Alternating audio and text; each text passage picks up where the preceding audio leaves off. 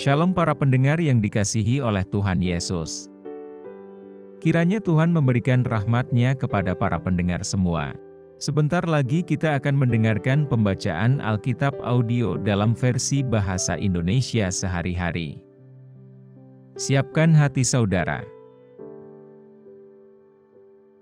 2 Samuel pasal 14. Absalom kembali.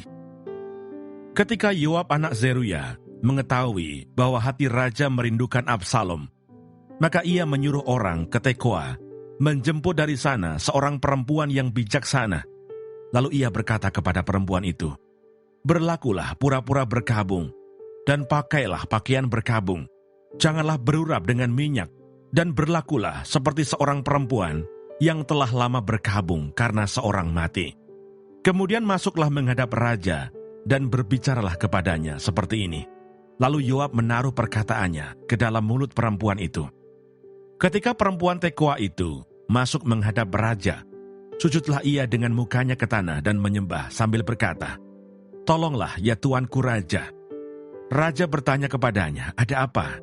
Jawabnya, "Aku ini seorang janda, sebab suamiku sudah mati. Hambamu ini mempunyai 2 orang anak laki-laki. Mereka berkelahi di padang, dan karena tidak ada yang memisahkan, maka yang satu memukul yang lain dan membunuh dia. Dan sekarang seluruh kaum keluarga bangkit melawan hambamu ini, dan mereka berkata, 'Serahkanlah orang yang membunuh saudaranya itu, supaya kami menghukum dia mati ganti nyawa saudaranya yang telah dibunuhnya itu, dan supaya kami memunahkan juga ahli waris itu. Mereka hendak memunahkan keturunanku yang masih tersisa itu, dengan tidak meninggalkan nama atau keturunan bagi suamiku di muka bumi.' Lalu berbicaralah raja kepada perempuan itu, 'Pulanglah ke rumahmu. Mengenai engkau akan kuberi perintah.' Perempuan Tekoa itu berkata kepada raja, 'Aku dan keluargaku akan menanggung kesalahan itu, ya tuanku raja.' Tetapi raja dan tahtanya tak bersalah.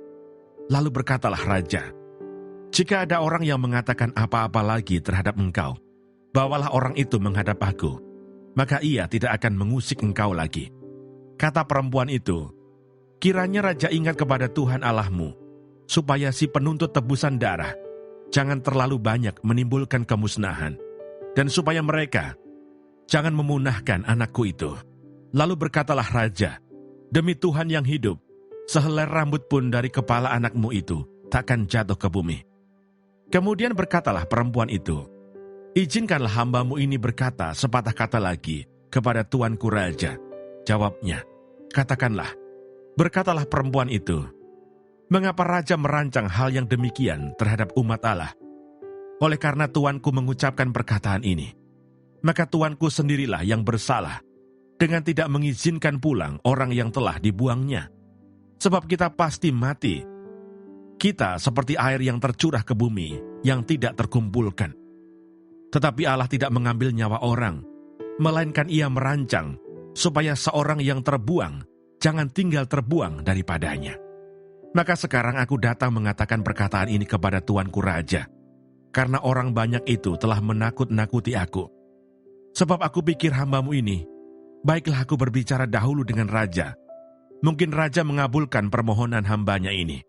Sebab raja akan mendengarkan aku, dan akan melepaskan hambanya ini dari tangan orang yang hendak memunahkan aku, dan anakku bersama-sama dari milik pusaka Allah. Juga hambamu ini berpikir, perkataan tuanku raja tentulah akan menenangkan hati. Sebab seperti malaikat Allah, demikianlah tuanku raja yang dapat membeda-bedakan apa yang baik dan jahat, dan Tuhan Allahmu kiranya menyertai tuanku.' Lalu raja menjawab katanya kepada perempuan itu, 'Baiklah, jangan sembunyikan kepada aku apa yang hendak kutanyakan kepadamu.' Kata perempuan itu, 'Berkatalah kiranya tuanku raja.'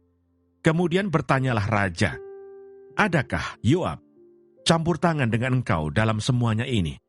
Perempuan itu menjawab, 'Demi hidupmu tuanku raja, tidaklah mungkin untuk menyimpang ke kanan atau ke kiri dari segala yang tuanku raja katakan. Sesungguhnya hambamu Yoab yang memerintahkan daku. Dialah yang menaruh ke dalam mulut hambamu segala perkataan ini. dengan maksud untuk mengubah rupa perkara itu, maka hambamu Yoab melakukan perkara ini.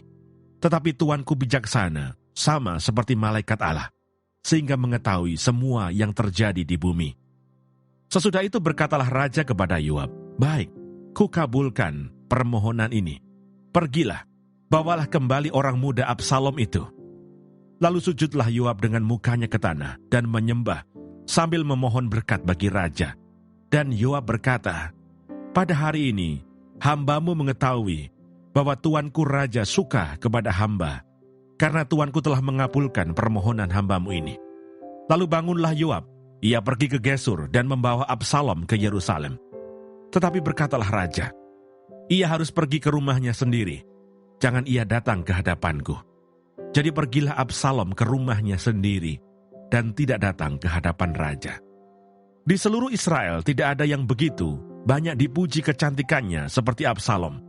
Dari telapak kakinya sampai ujung kepalanya, tidak ada cacat padanya. Apabila ia mencukur rambutnya, pada akhir tiap-tiap tahun ia mencukurnya karena menjadi terlalu berat baginya. Maka ditimbangnya rambutnya itu, 200 sikal beratnya, menurut batu timbangan raja. Bagi Absalom, lahir 3 orang anak laki-laki dan seorang anak perempuan yang bernama Tamar. Ia seorang perempuan yang cantik. Setelah Absalom diam di Yerusalem genap 2 tahun lamanya dengan tidak datang ke hadapan raja, maka Absalom menyuruh memanggil Yoab untuk diutus kepada raja, tetapi ia tidak mau datang kepadanya. Kemudian disuruhnya memanggil dia lagi untuk kedua kalinya, tetapi ia tidak mau datang. Lalu berkatalah ia kepada hamba-hambanya, "Lihat, ladang Yoab ada di sisi ladangku, dan di sana ada jelainya. Pergilah, bakarlah itu." Maka hamba-hamba Absalom membakar ladang itu. Lalu Yoab pergi mendapatkan Absalom ke rumahnya dan bertanya kepadanya, "Mengapa hamba-hambamu membakar ladang kepunyaanku itu?" Jawab Absalom kepada Yoab, "Ya, aku telah menyuruh orang kepadamu mengatakan, 'Datanglah kemari, supaya aku mengutus engkau kepada raja untuk mengatakan, apa gunanya aku datang dari Gesur? Lebih baik aku masih tinggal di sana.' Maka sekarang aku mau datang ke hadapan raja. Jika aku bersalah, biarlah ia menghukum aku mati." Kemudian masuklah Yoab menghadap raja dan memberitahukan hal itu kepadanya. Raja memanggil Absalom dan ia masuk menghadap raja. Lalu sujud ke hadapan raja dengan mukanya ke tanah. Lalu raja mencium Absalom